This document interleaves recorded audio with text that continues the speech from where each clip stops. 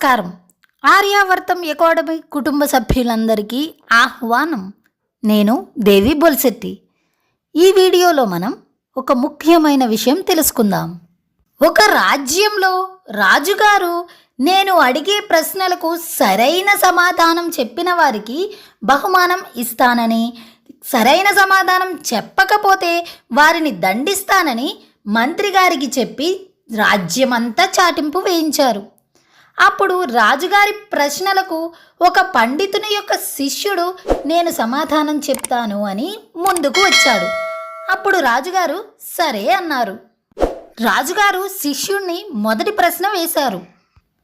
ఆ ప్రశ్న ఏమిటంటే, అసలు భగవంతుడు ఎక్కడ ఉన్నాడు అని అడిగారు.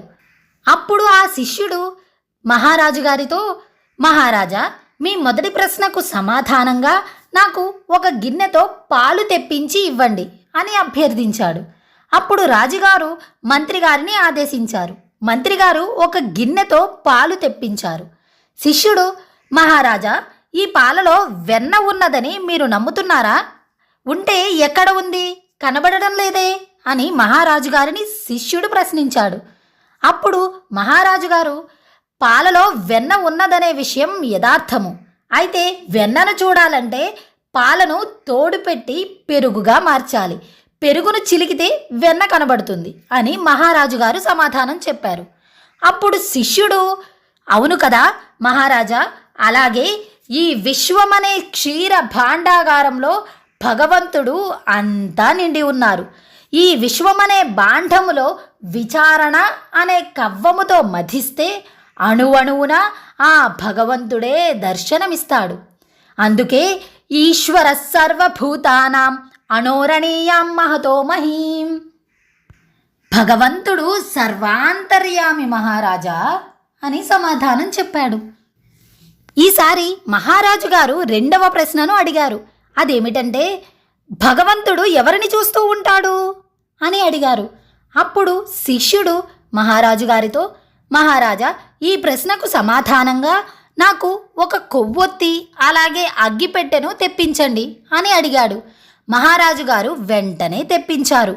అప్పుడు ఆ శిష్యుడు ఏం చేశాడంటే, ఆ కొవ్వొత్తిని గుమ్మం మీద పెట్టి వెలిగించి ఉంచాడు.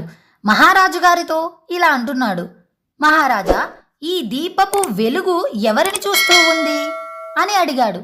అప్పుడు మహారాజు గారు, ఆ దీపము వెలుగు అన్ని వైపులా అంతటా ప్రసరిస్తుంది కదా అని చెప్పారు.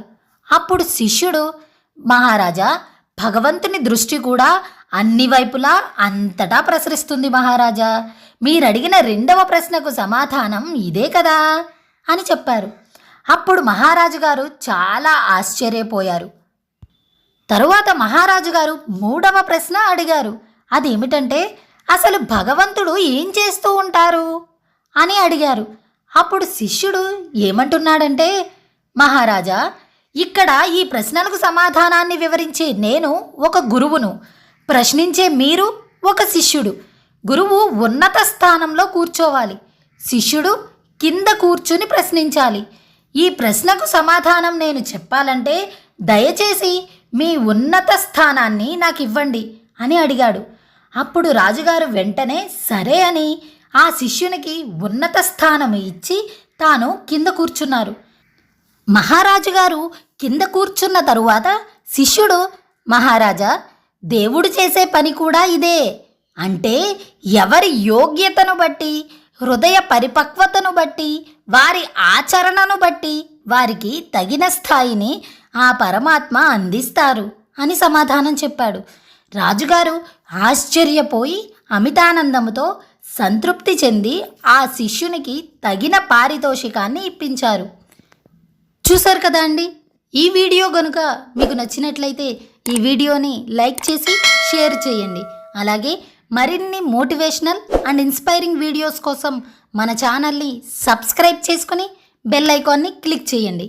Thank you for watching.